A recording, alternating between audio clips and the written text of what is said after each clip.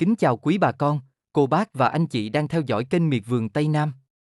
Bản tin sáng hôm nay mang đến một tín hiệu rất tích cực cho người trồng mít khi giá mít Thái và mít Indo lá bầu bật tăng mạnh liên tục trong 2 ngày qua. Đáng chú ý, nhiều thời điểm giá điều chỉnh tăng nhiều lần trong ngày do thị trường đang xuất hiện tình trạng thiếu hàng cục bộ. Vậy mức giá hôm nay cụ thể bao nhiêu? Khu vực nào đang có giá cao nhất? Xu hướng sắp tới liệu còn tiếp tục tăng hay không? Mời bà con cùng theo dõi chi tiết ngay sau đây để cập nhật thông tin mới nhất từ thị trường. Thị trường mít Thái và mít Indo lá bầu đang ghi nhận một đợt tăng giá mạnh hiếm thấy trong thời gian ngắn khi mức giá liên tục điều chỉnh tăng trong khoảng 2 ngày trở lại đây. Đáng chú ý, giá không chỉ tăng một lần mà có nhiều thời điểm thay đổi ngay, trong ngày phản ánh lực mua thực tế từ các kho và doanh nghiệp đang gia tăng rõ rệt. Diễn biến này cho thấy cung hàng ngoài vườn hiện chưa đáp ứng đủ nhu cầu thu mua, đặc biệt ở nhóm hàng đạt chuẩn xuất khẩu. Việc giá tăng liên tục từ sáng đến chiều, thậm chí cuối ngày vẫn điều chỉnh theo hướng đi lên, là dấu hiệu cho thấy thị trường đang bước vào giai đoạn phục hồi sau thời gian trầm lắng. Một yếu tố quan trọng hỗ trợ giá là hoạt động thông quan đang thuận lợi hơn, giúp quá trình tiêu thụ được khơi thông. Khi đầu ra ổn định, các kho buộc phải nâng giá để gom đủ sản lượng phục vụ đơn hàng, dẫn đến hiện tượng nhiều điểm thu mua thông báo nhận hàng với số lượng lớn hoặc thu mua không giới hạn. Đáng chú ý, mức tăng không chỉ tập trung ở hàng loại một mà còn lan sang cả hàng xô và hàng chợ. Điều này phản ánh nhu cầu thị trường đang mở rộng trên nhiều phân khúc, cho thấy chuỗi cung ứng đang vận hành đồng bộ trở lại. Tâm lý thị trường hiện khá tích cực khi cả nhà vườn, thương lái và vựa đều ghi nhận khả năng giao dịch thuận lợi hơn. Khi giá tăng, quá trình mua bán trở nên nhanh hơn, việc phân loại hàng hóa cũng dễ dàng hơn do đầu ra ổn định và nhu cầu rõ ràng. Trong bối cảnh nhiều vườn đang bước vào giai đoạn chuẩn bị thu hoạch, đợt tăng giá này giúp cải thiện đáng kể kỳ vọng lợi nhuận của người trồng mít. Tuy nhiên, theo kinh nghiệm thị trường, tốc độ tăng nhanh trong thời gian ngắn cũng cần được theo dõi thêm để đánh giá tính bền vững. Nếu lượng hàng thu hoạch trong thời gian tới không tăng đột biến, khả năng mặt bằng giá vẫn có thể duy trì ở mức tích cực trong ngắn hạn. Ngược lại, khi nguồn cung ra nhiều cùng lúc, giá có thể xuất hiện điều chỉnh cục bộ tùy theo từng khu vực và chất lượng trái. Tổng thể tín hiệu hiện tại cho thấy thị trường mít đang bước vào giai đoạn phục hồi rõ nét, với sự cải thiện đồng thời ở cả nhu cầu thu mua và khả năng tiêu thụ. Đây là yếu tố quan trọng giúp củng cố niềm tin của người sản xuất sau thời gian giá thấp kéo dài. Bà con nên tiếp tục theo dõi sát diễn biến thị trường từng ngày, đồng thời chú trọng khâu chăm sóc để đảm bảo chất lượng trái đạt chuẩn, vì ở giai đoạn thị trường sôi động, hàng đẹp luôn có lợi thế về giá và khả năng tiêu thụ nhanh hơn. Sau đây em xin cập nhật chi tiết giá mít Thái hôm nay 2 tháng 4 năm 2026. Giá thu mua tại vườn như sau. Giá hiện tại chỉ mang tính chất tham khảo tại thời điểm đăng video thôi, vì nó thay đổi liên tục trong ngày, thậm chí là từng giờ luôn đó bà con ơi.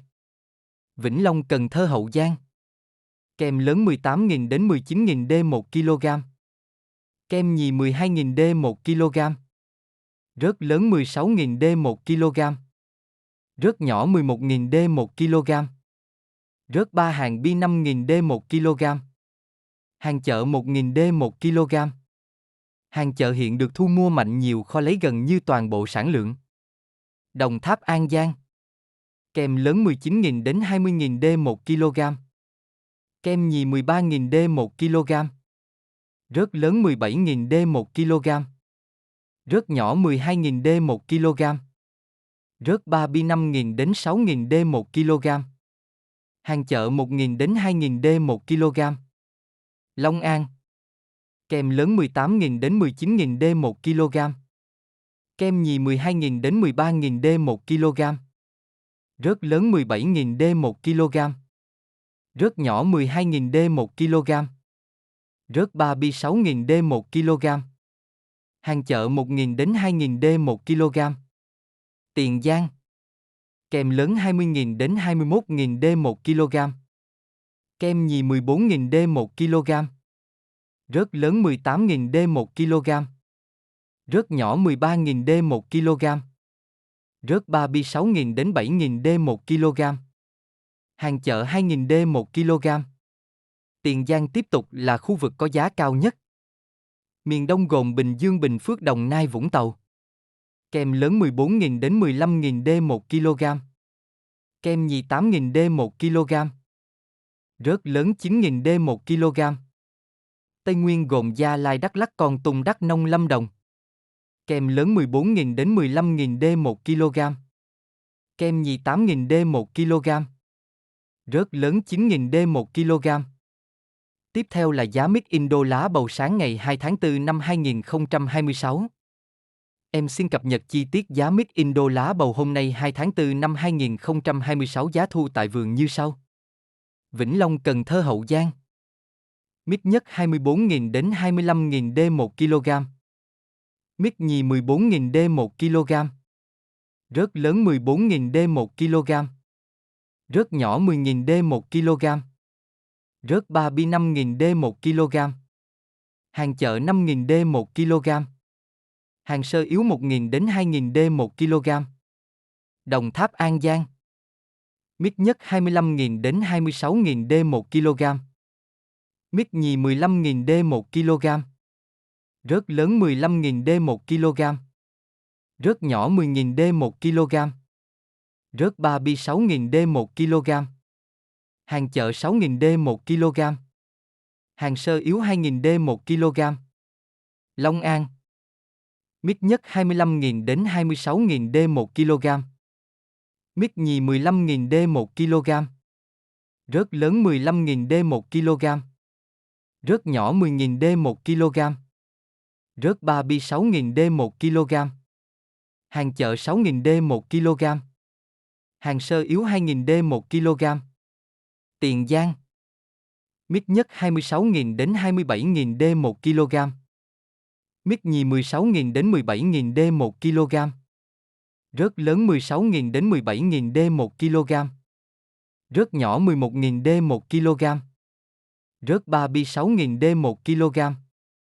Hàng chợ 6.000 D 1 kg. Hàng sơ yếu 2.000 D 1 kg. Giá cao hơn các tỉnh miền Tây khoảng 1.000 đến 2.000 D 1 kg. Giá mít xô Indo lá bầu miền Tây dao động 15.000 đến 17.000 D 1 kg. Phụ thuộc tỷ lệ đẹp xấu của từng vườn. Miền Đông gồm Bình Dương, Bình Phước, Đồng Nai, Vũng Tàu. Mít nhất 23.000 D 1 kg. Mít nhì 13.000 D 1 kg. Rớt lớn 13.000 D 1 kg. Rớt nhỏ 8.000 D 1 kg.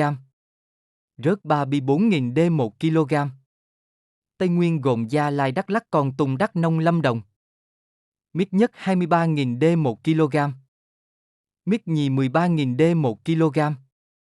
Rớt lớn 13.000 D 1 kg. Rớt nhỏ 8.000 D 1 kg. Rớt ba bi 4.000 D 1 kg. Diễn biến tăng giá hiện tại cho thấy thị trường mít đang chuyển sang giai đoạn phục hồi rõ rệt khi nhu cầu thu mua gia tăng trong bối cảnh nguồn cung đạt chuẩn chưa nhiều, tạo ra sự mất cân đối cung cầu theo hướng có lợi cho người trồng.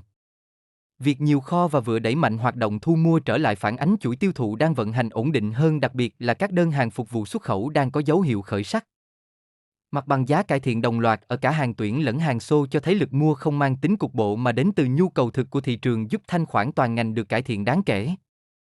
Trong ngắn hạn, nếu sản lượng thu hoạch ngoài vườn chưa tăng mạnh, khả năng xu hướng giá tích cực vẫn có thể duy trì, nhất là đối với các vườn có tỷ lệ trái đạt chuẩn cao và nguồn cung ra thị trường không quá dồn dập. Trên đây là bản tin giá mít mới nhất sáng ngày 2 tháng 4 năm 2026. Hy vọng những thông tin vừa rồi sẽ giúp bà con nắm bắt tốt hơn xu hướng thị trường để chủ động trong kế hoạch thu hoạch và bán hàng. Nếu bà con thấy thông tin hữu ích, đừng quên nhấn like, đăng ký kênh và chia sẻ để cập nhật giá mít, giá sầu riêng, giá ớt, giá nông sản mỗi ngày nhanh và chính xác nhất. Xin kính chúc bà con một ngày làm vườn thuận lợi, trúng mùa trúng giá. Hẹn gặp lại bà con trong bản tin tiếp theo trên kênh Miệt Vườn Tây Nam.